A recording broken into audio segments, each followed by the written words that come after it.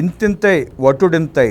అది 1983. పుట్టిన 9 నెలల్లోనే చారిత్రాత్మక విజయం సాధించి తెలుగు గడ్డపై తెలుగు జాతి ఆత్మ గౌరవ పతాక ఎగరవేసింది తెలుగుదేశం పార్టీ. తెలుగు వెలుగు ఎన్టీఆర్ ముఖ్యమంత్రిగా తెలుగునాట రామరాజ్య స్థాపన జరిగి అప్పటికి 2 వారాలు. దేశంలో సంక్షేమ యుగానికి స్వర్ణ పర్వానికి బీజం పడిన శుభ సందర్భం అది.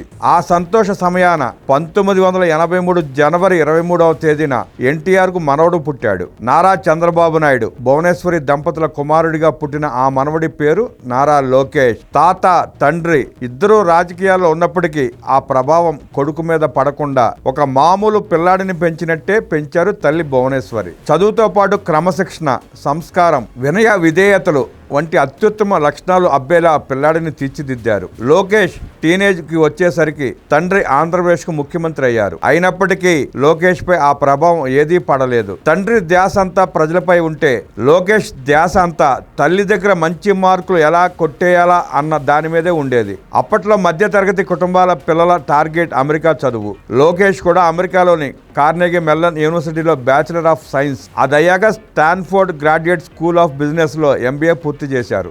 అక్కడే ఉద్యోగం కూడా వెతుక్కున్నాడు. 2009లో ఇండియాకు తిరిగి వచ్చి ఎన్టీఆర్ మెమోరియల్ ట్రస్ట్ కు ట్రస్టీగా బాధ్యతలు చేపట్టి హెల్త్ కేర్ విభాగాన్ని ప్రారంభించాడు. బ్లడ్ బ్యాంకులు, హెల్త్ క్యాంపులు, మొబైల్ క్లినిక్లు అన్ని లోకేష్ ఆలోచనలే.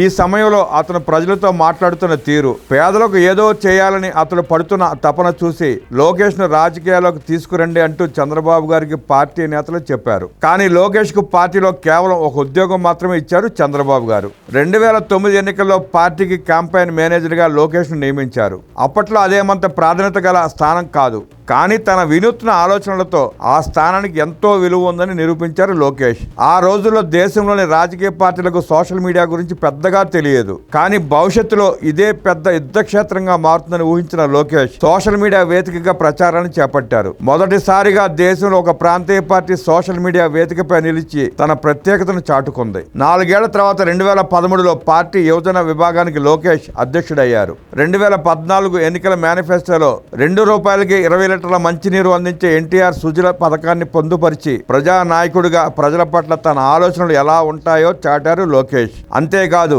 2014 మహానాడులో కార్యకర్తల సంక్షేమ నిధిని ప్రతిపాదించడంతో లోకేష్ ఇమేజ్ మరో స్థాయికి వెళ్ళింది. దేశంలో ఒక రాజకీయ పార్టీ తన కార్యకర్తల సంక్షేమం కోసం నిధిని ఏర్పాటు చేయడం అదే మొదటిసారి. వెంటనే 20 కోట్ల రూపాయలతో నిధి ఏర్పాటైంది. చంద్రబాబు గారు ముఖ్యమంత్రిగా ప్రమాణ స్వీకారం చేసే సమయానికి లోకేష్ కార్యకర్తల సంక్షేమ నిధి సమన్వయకర్తగా పదవి చేపట్టారు. దీంతో తెలుగుదేశం పార్టీలో లోకేష్ ప్రత్యక్ష పాత్రను పోషించడం మొదలైంది. 2014 నవంబర్లో పార్టీ సభ్యత్వ నమోదును చేపట్టి 53 లక్షల మందికి పైగా ప్రజలను పార్టీలో చేర్పించి ఒక మహా సైన్యాన్ని తయారు చేయడం ఒక సంచలనం. ఇదే సమయంలో సభ్యత్వం తీసుకున్న ప్రతి కార్యకర్త కుటుంబానికి భరోసా ఇస్తూ 2 లక్షల రూపాయల బీమా సౌకర్యాన్ని అందించడం దేశంలోనే మొదటిసారి. 2015 సెప్టెంబర్లో పార్టీకి జాతీయ ప్రధాన కార్యదర్శిగా, పార్టీలో అత్యున్నత స్థాయిలో నిర్ణయాలు తీసుకునే పొలిట్ బ్యూరో సభ్యునిగా పదవులు చేపట్టారు లోకేష్. అంతే, ప్రత్యర్థులు లోకేష్ ని పార్టీలో నెంబర్ 2గా భావించి టార్గెట్ చేశారు. అదే సమయానికి దేశంలో పప్పు అనే పదం ట్రెండింగ్ లో ఉంది. లోకేష్ కి కూడా ఆ పదాన్ని తగిలించి ట్రోల్ చేయడం మొదలు పెట్టారు.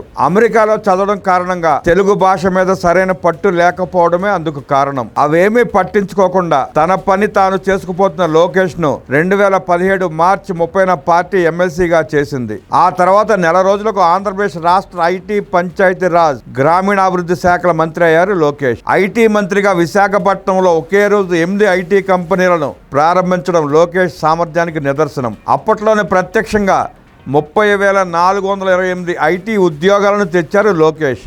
గ్రామీణాభివృద్ధి మంత్రిగా కూడా రాష్ట్రానికి ఏకంగా 97 అవార్డులు సాధించి పెట్టారు. 2019 ఆంధ్రప్రదేశ్ శాసనసభ ఎన్నికల్లో మంగళగిరి నియోజకవర్గం నుంచి పోటీ చేసి తన ప్రత్యర్థి చేతిలో 5,337 ఓట్ల తేడాతో ఓడిపోయారు. ఆ ఓటమి లోకేష్ ను కృంగదీయకపోగా మరింత పట్టుదలను పెంచింది. ఏ నియోజకవర్గంలో తాను ఓడిపోయాడో అదే నియోజకవర్గ ప్రజలకు తాను మరింత దగ్గరవ్వాలనుకున్నాడు. నిత్యం తన నియోజకవర్గ ప్రజలకు అందుబాటులో ఉంటూ వారి కోసం తన సొంత డబ్బులతో ఎన్నో పథకాలను అమలు చేస్తూ వచ్చాడు. మరోవైపు 2023 జనవరి 27 నుంచి డిసెంబర్ 20 వరకు 3123 కిలోమీటర్ల పొడుగున యువగళం పేరిట లోకేష్ చేసిన పాదయాత్ర చారిత్రాత్మకమైంది. ఈ పాదయాత్ర లోకేష్ లోని అసలైన నాయకత్వ లక్షణాలను బయటకు తెచ్చింది. తెలుగు రాదు అన్న వారికి స్పష్టమైన తెలుగులో ఘాటైన సమాధానం ఇచ్చారు. అతని మెత్తని మనసును అలుసుగా తీసుకున్న వాళ్ళకి తాను ఎంతటి యోధుడో తెలియజేశాడు. తల్లి చాటున గారాభంగా పెరిగిన లోకేష్ ఎండకు వానకు తట్టుకుని పాదయాత్ర చేయగలడా అని సందేహించిన వారికి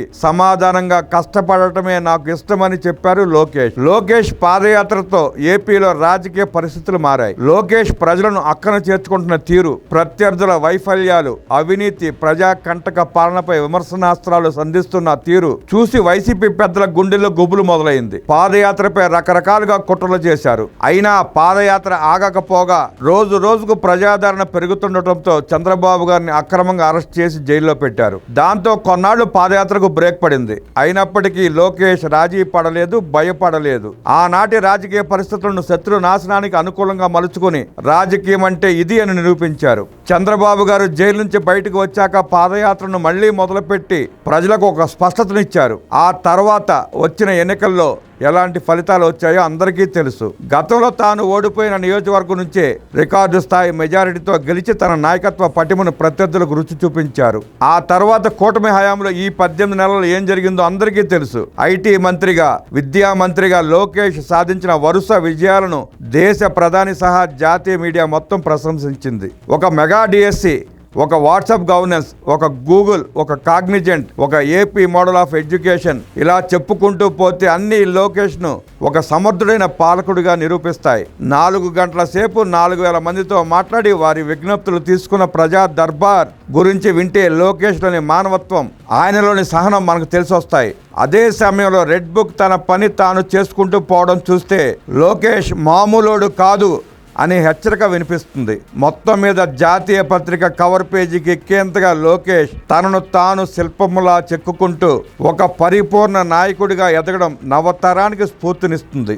నేటి తరం ఆయన లోకేష్ అన్నా అంటోంది.